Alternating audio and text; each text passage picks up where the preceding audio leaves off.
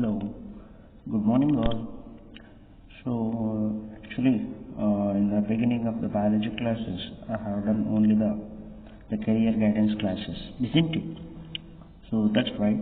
And one more reason is in high school level there are a number of students, they must have not learned biology completely due to the different reasons. So that's why before we are going to the chapters directly, instead of that one, first we will study that is introductory biology. That is introduction to the biology as well as scope and branches, so that you will get a clear picture why to study biology and what are the uses, isn't it? Okay, fine. Let's start the discussion with respect to the biology, scope and branches. And let me to introduce once again. I am Purushottam, biology NEET faculty. My highest qualification is MSc B.Ed KSc. Even present I am pursuing my PhD also. So I used to take a biology classes for you people, including competitive classes. Okay, fine. Let's start the class introduction to the biology. Welcome to the world of biology. That is nothing but bio world. So you are studying the biology as a part of science, isn't it?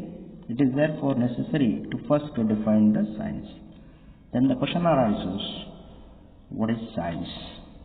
Yes, the science is an organized body of knowledge supported by observation, experimentation, derived from the study of natural phenomena of the entire material universe.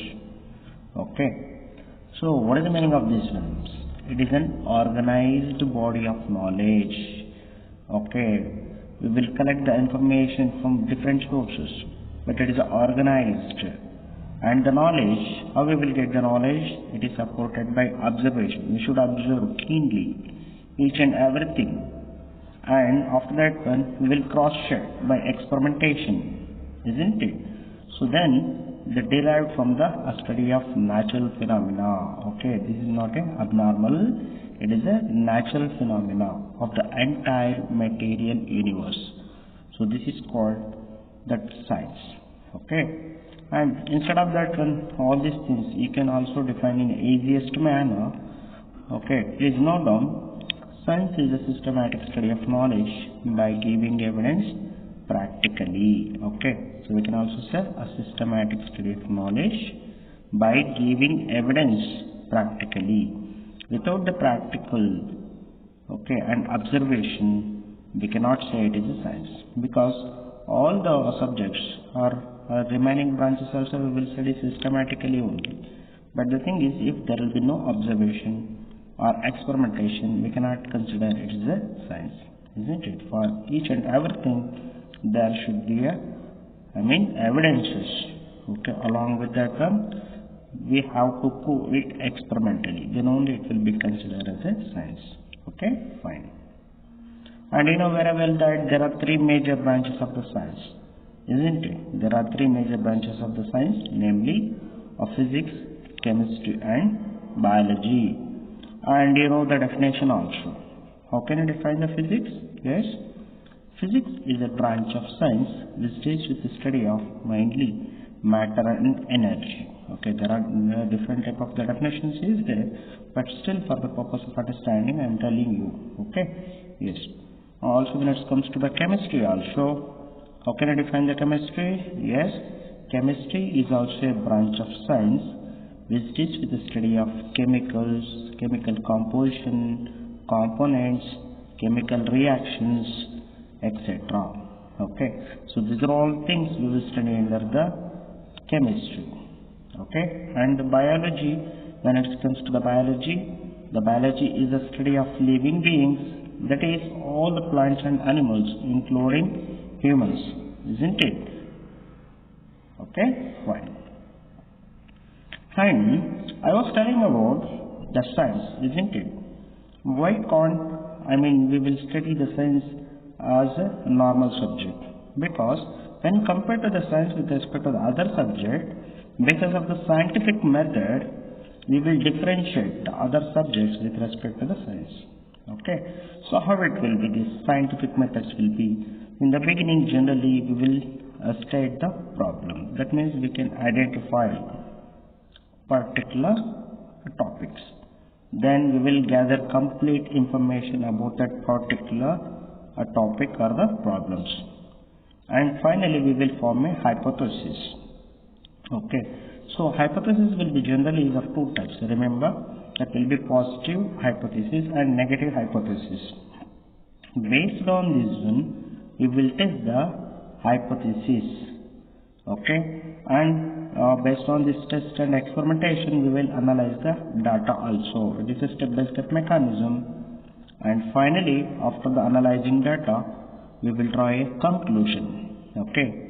If the hypothesis is supported, whatever we will conduct at the scientific method, we will repeat several times to just cross-check whatever we made the test of the hypothesis. But sometimes hypothesis, if it is not supported, we have to modify the hypothesis from the beginning. So then after repeatedly we have to conduct the test the hypothesis, analyze the data and draw the conclusion again. So this is how the scientific method is different from with respect to the normal methods. Okay, or we can also say traditional method. Okay, fine. So let me to take once again for the purpose of understanding the scientific method, I will take one example. Identify the problem. Okay, so do plants grow faster in sunlight or artificial light? So consider as this is a problem or whatever we want to test it. Okay, fine. And second one, form a hypothesis. So I will form a hypothesis that I think the plants grow faster in sunlight comparatively to so that means yes, artificial light. Now do an experiment. Okay, for the purpose of to check this hypothesis, put seeds from two plants into pots, one in the sun, that means the sunlight, and one under indoor light, that is the artificial light. And give each plant food and water each day. We should provide food and water continuously for 21 days, that means about 3 weeks. Every day we will record the height of each plant with respect to the growth. Okay, so that means record the height of each plant every day for the 21 days or the 3 weeks. Now in the next step, analyze the data chart. So that means the time versus height for the 21 days. Okay, fine. After the 21 days, you should draw a conclusion based on that whatever you collected or analyzed the data. My hypothesis was correct. The plant that I tested grow faster in sunlight. Sun is the source of the most energy on the earth. Sunlight contains essential ingredient plant need to grow. However, I only tested 2 plants and perhaps not all the plants grow best in sunlight. When I repeat this experiment, I will include many plants from a variety of species. So this is how generally we will conduct a scientific method experimentation to identify and analyze. Okay, so that's why the science is different when compared to the other subjects. Did you got it? Yes.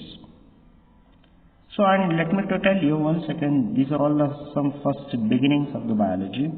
As I said now only, the word biology comes from Greek words bios meaning life. Okay, bios meaning life. Then what about the logos? Logos meaning knowledge. Or in some books it is also mentioned, logos means study. Okay, yes. And biology is the study of every aspect of life at every level of its organization. And biology is a scientific study of life. That's what I said just now, by taking the example of the growth of the plants in sunlight, isn't it? And the term biology was coined by Lamarck and Treviranus in 1802. So that was the term biology, how it was coined by Lamarck and Tavernes. And I think in high school level also you must have studied who is the father of biology. Yes, Aristotle is called father of biology. And father of modern biology, Carl Linnaeus. Carl Linnaeus is considered the father of modern biology. Okay. Then father of zoology, Aristotle. Remember, Aristotle is also generally considered as not only father of biology, is also considered as father of zoology. Okay. Then the father of botany, Theophrastus. Theophrastus is considered as father of botany. Okay. Then the father of medicine, Hippocrates. Hippocrates is considered as the father of medicine. Okay. Then while we are studying about the growth of biology, once again I will repeat these all these things. Fine. And the father of microbiology, Anton von Leeuwenhoek, is considered as father of microbiology. And what about the father of modern microbiology? Yes, Louis Pasteur is considered as the father of modern microbiology. So these are all some of the basic things being a science students or being a biology students we should know. Okay.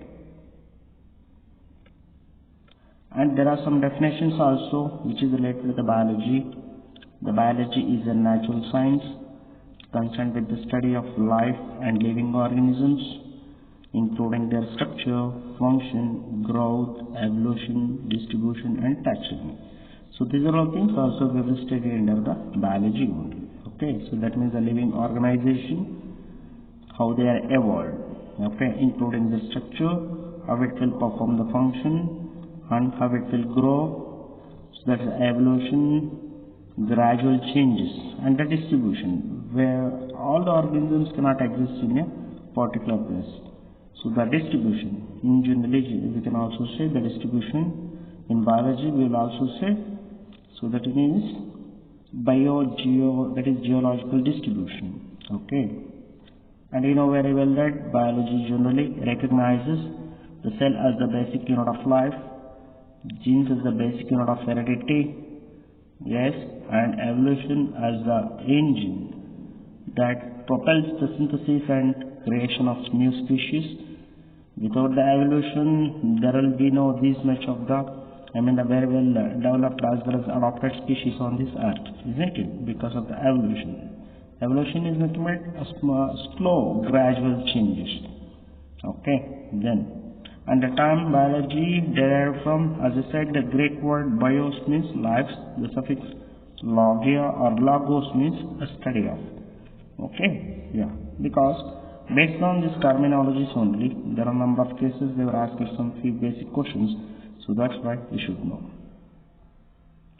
As I said, the biological organization, how it will be, let us study one by one. And also we will get the answer. Does this apply to humans too? Yes, it is applicable to humans also, not only plants and animals. The biological organization, it is applicable to humans also. So here the different level of organization. So it is beginning from the atom. You know very well that atom is the smallest particle of an element, and a group of atoms or bunch of atoms comes together from a molecule or compound. The combination of the different elements will be responsible for formation of compounds. Elements means containing only one type of homogeneous mixture or homogeneous compounds. Okay, then organelle which is present inside the cell, for example chlorophyll, mitochondria, ribosomes, these are all different organs which is present inside the cell. And when it comes to the cell, you know very well that how can I define the cell? Yes, cell is a structural and functional unit of the living organisms. And the tissues, a group of cells, they perform particular function, isn't it? And what about the organ, group of tissues comes together form a organ. At the same time, the number of organs comes together form complex structure is called organ system. And finally, the organ system comes together form particular organism. Okay? Yeah. So these are all the level of organization you can find in the biosphere. Here you can easily identify biosphere means where the living organisms are existed in this earth. Okay. So beginning from the atoms, molecules, and as I said, the cell, then tissues, organ, body system, that's the organ system, organism. Then we can identify the different levels, the population, community, ecosystem. Okay, so these are all the levels of organization in this biosphere or in the earth. Here are the levels of organization below particular individual. The level of organization, as I said, it begins with the atomic level. Atoms are defined as the smallest unit of an element that still maintains the property of the element. If you take example for the atoms, carbon atoms, hydrogen atoms, oxygen atoms, these are all examples. And when it comes to the molecules, yes, atoms combines to form molecules which can have entirely different properties than the atoms they contain. You can give example, water, because water is a combination of hydrogen and oxygen. DNA, yes, I will tell you in the next coming classes, it's a composition of the different type of the molecules. Yes, carbohydrates. So these are all the examples for molecule level. Then the cellular level, as I said just now, cells are the smallest unit of life. Cells are enclosed by a membrane or cell wall, and in the multicellular organisms often perform specific functions, muscle cells, skin cells, neurons. So these are all the examples for the cellular level of organization. And at tissue level, tissues are a group of cells with similar functions. Example, muscles, epithelial, connective tissues. These are all the examples for tissue level grade of organization. Then organ level, organs are two or more types of the tissues that work together to complete a specific task. Example, heart, liver, stomach. So these are some of the organs. For example, stomach is meant for digestive system, heart is meant for circulatory system, liver is meant for detoxification, isn't it? Then what about the organ system level grade of organization? An organ system is a group of organs that carries out more generalized set of functions. So just now as I said, the digestive system, circulatory system, so then these will be considered in the organ system levels. Okay. Then organism or organism level. An organism has several organ systems that functions together. Very best example, humans. We are the humans are best example for organism level grade of organization. Okay, so these are all some of the levels of organization which is given for the purpose of understanding. So as I said just now, the levels of biological organization, how it will begin. It will begin from the cells, that's what cellular level, then the tissues level, organs, organ system, organism, finally the highest level of biological organization, nothing but population. Okay. So here are the level of organization about the individuals. It will begins with the organisms. Here an individual complex, that means complex individuals contain organ systems. Okay, so then the population, several organisms of the same kind in a particular area. If you take example of particular grass, grass population, shrub population, tree population, or particular species of animals. Here they have given the zebra. Group of zebras will be given example for population. Then the community. In community, so the interaction of the population in a particular area.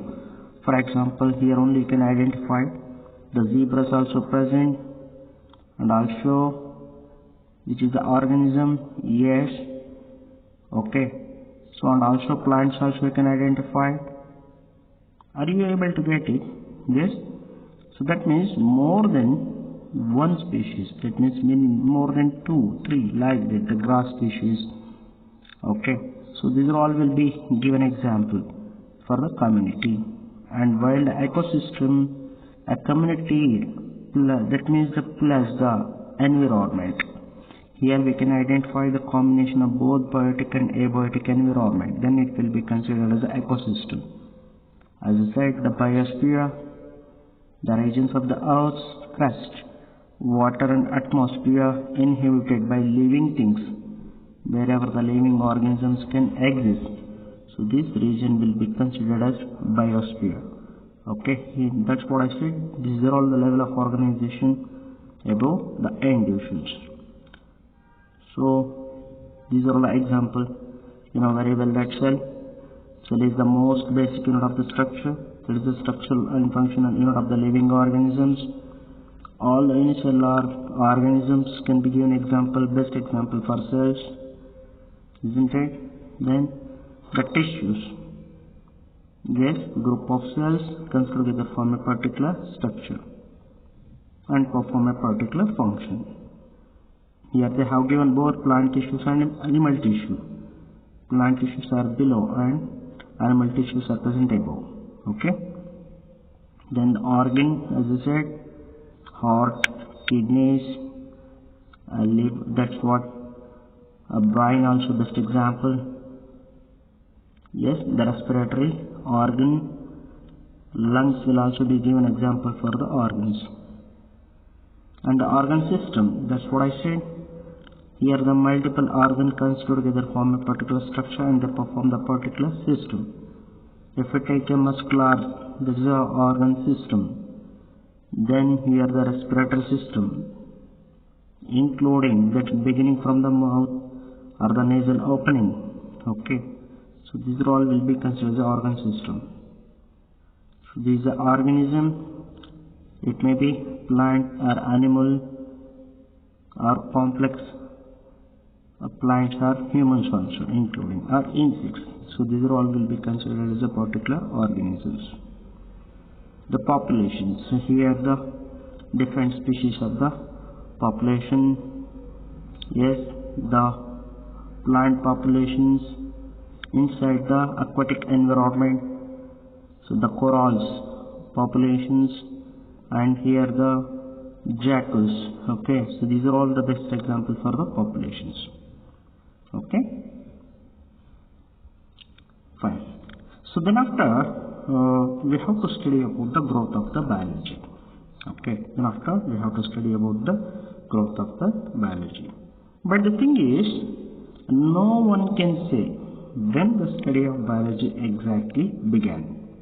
Okay, the primitive man lived in jungles and caves. You know very well that in high school level you must have studied, isn't it? And the primitive man, he collected food from natural vegetation and hunted wild animals. Through this activity, he learned about the life and habits of different animals and recognized various plants and their parts. So that was actually the beginning of the biology, when he started the recognizing of various plants and their parts, plants and animals. Okay, and you know the drawing of animals and plants in the caves of prehistoric periods. So those are all we will get as a proof of the primitive man is also interested in the plants and animals around him. Okay, so then he started to know about that means plants and animals. Okay, that was the beginning. Then with the evolution of the culture, the man began to live in settled communities and started farming. Isn't it? Before that he was roaming from here and there. He was not settled. But with the evolution of the culture, man began to live in settled communities and started farming. Okay? Fine. And he started the domestication of the animals also. Isn't it? He domesticated animals such as dog, cow, sheep, horse and buffaloes. These practices gave him further opportunities for the study of a way of life of these animals. Thus biology grew more and more. Okay. So this is how exactly the growth of the biology is began. Okay. For the purpose of the understanding, we should know. So that's why I'm telling all these things. I hope you must have studied in the earlier classes also. Okay. Fine. And actually, when it comes to the growth of biology, generally whatever we read or whatever we are studying in the textbooks, it is mentioned as it is. The Greeks were probably the pioneers of an organized study of biology. Isn't it? But remember, actually the biology had flourished a great deal in ancient India. Okay. I will tell you how it will be. Okay. So actually why we are studying the Greeks were probably the pioneers of an organized study of biology means present whatever we are having the documentation or the script. On the basis of that one we are telling. Okay, but still we are having evidences that the biology had flourished a great deal in ancient India. Okay. Aristotle, as I said in the beginning, between 384 to 322 BC was the first person to study animals in sufficient details, and he is called the founder or father of biology. Okay, as well as father of zoology. Okay, fine. And the Theophrastus between 372 to 85 BC, mainly he is the first person who studied the plants and is said to be the father of botany. Isn't it? Still now what have we read? That's what I am telling. Okay. Then Hippocrates between 460 to 377 BC rationalized the science of healing and treating the sick. He is called the father of medicine. So this is what we learned from the earlier books. But remember, as I said, the biology actually had flourished a great deal in India, in ancient India. So earlier than all those things, earlier than Aristotle, earlier than Theophrastus, and earlier than Hippocrates. Okay, between 2500 BC to 650 BC only. So in India, the biology had flourished a great deal in ancient India. Okay, and also the various systems of classifying animals and plants were developed in those days only. Majorly in those days they were used along with Sanskrit. Okay, so whenever the invaders came into the India, they not only took our wealth along with the valuable script also they took with them. Okay, and you should remember, you must have read about the Nalanda.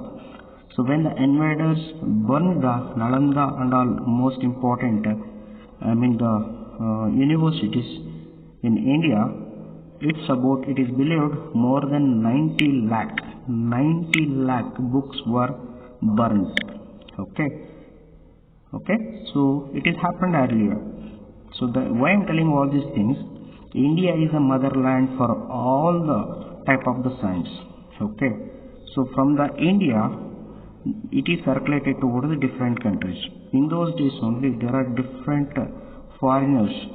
They generally came to the India for the purpose of education. Okay, so you must have heard about the Nalanda, Takshashila. So these are all the major universities in those days. Okay, so and as I said, the majorly the script in those days they were used the Sanskrit.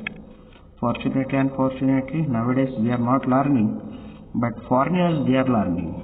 Okay, so example, Jeevach. It's a Sanskrit terminology. That meaning is viviparous, animals who give birth to young ones. Okay, then Andaj, oviparous, animals who lay eggs. Okay, then the cultivation of the rice was first introduced in India. Okay, so how many number of the rice generally nowadays? Not more than 5 to 10 different type of the rice, but you will not believe it. It is estimated that more than 1,000 varieties of rice had been developed in India. Okay, so that was the greatness of our country. We had not only the wealthy with respect to the whatever we had, the gold, all those things. With respect to the all biological diversity also, we were very healthy. Okay, as well as wealthy in those days only. Okay, see, I will give you some examples. Okay, why the India is considered as a land of science. Okay, you must have heard about, or maybe not heard about his name, Parashara.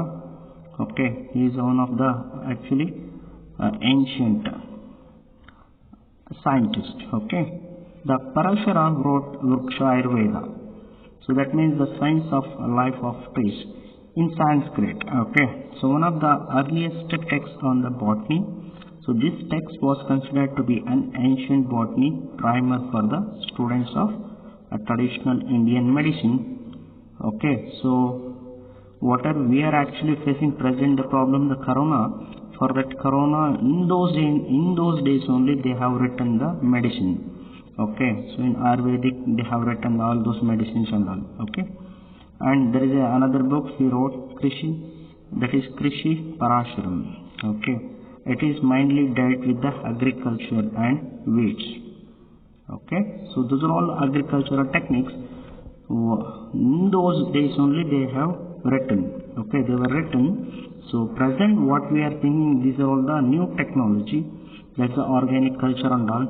About all those things they were wrote in those days only. Okay, then I will give you another example. You must have heard about or not. Okay, remember today onwards the Charaka.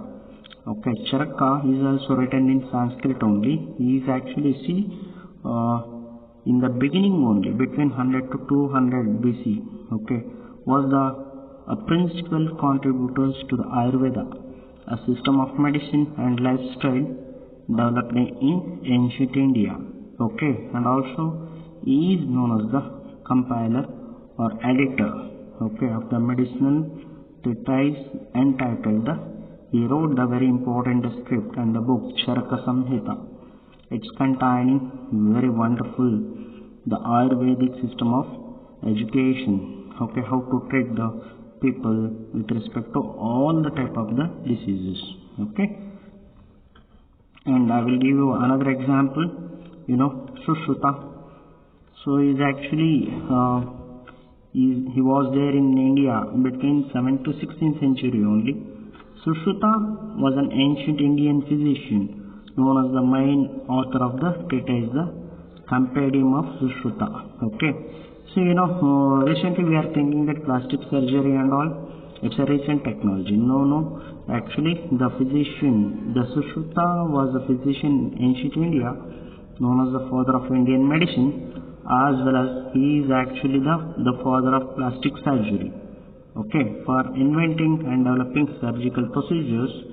Till now, what are we are studying? Okay, the Sushruta Samhita, it's containing about 184 chapters, contain the description for more than 1,120 illnesses. Okay, just imagine. So in those days only they had that much of the knowledge. Okay, and 700 medicinal plants. They know how to use those medicinal plants for a different type of the illnesses to treat the patients. Then 64 preparations from the mineral sources and 57 preparations based on animal sources. So these are all the texts discussed, also surgical techniques also. Okay, so whatever nowadays we are using, so those are all things those days only those were existed. Okay, fine. And here let me to tell you, so after that one, okay, this is about the beginning of the growth of the biology. So then after how the growth of the biology happens with the invention of microscope in 16th century, a new world of minute animals and plants came to the human knowledge, isn't it? Until then we thought that only whatever it is visible, it is, the reason for the life. But with the invention of the microscope in the 16th century, a new world of minute animals and plants came to human knowledge. Okay, so while you are watching this video, please make some points and all, so that you can remember and you can understand. Okay, and you know very well that the cell as a unit of structure of the living things was seen through the compound microscope. So then after, the biology now began to grow faster and faster with the invention of the microscopes, isn't it? Yes. Finally, in the 19th century, the biology took several major leaps through the discovery of the germs, wider acceptance of the theory of the organic evolution. So these are all things you should know, being a biology student. So these are all the basics. That's why I'm telling about all these things. Okay.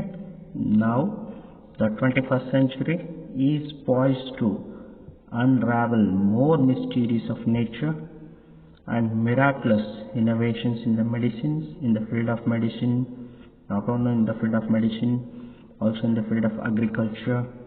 The biology has already progressed a great deal in the field of the vitamins, hormones, genetics, genetic engineering, and for the preparation of antibiotics, cancer research, cloning, stem cell research, organ transplantation, environmental sciences, isn't it? Life in our space, etc. So, and what is the latest one? So, present the latest one is nothing but the latest is the scientists are planning to create life, some single-celled bacteria and single-cell organism. Okay, single-cell protein you must have heard about. So from lifeless materials using fatty acids, nucleotides, etc. Okay, so these are all with respect to the introductory biology. Let it be. Next class we will continue with respect to the branches of biology. Okay, so fine. I hope you people are watching this video with the full of concentration, so that then only you can study. So these are all the basics. Okay, so remember, without the basic, if we directly go to the chapters, you may not get connection towards the further, you may not get connections, okay, for further syllabus. That's why. So I am teaching you all these things. Please note down, write down, then you can get, even you will get the concentration, as well as you will come from the greatness of the biology. Okay, so thank you. Have a nice day.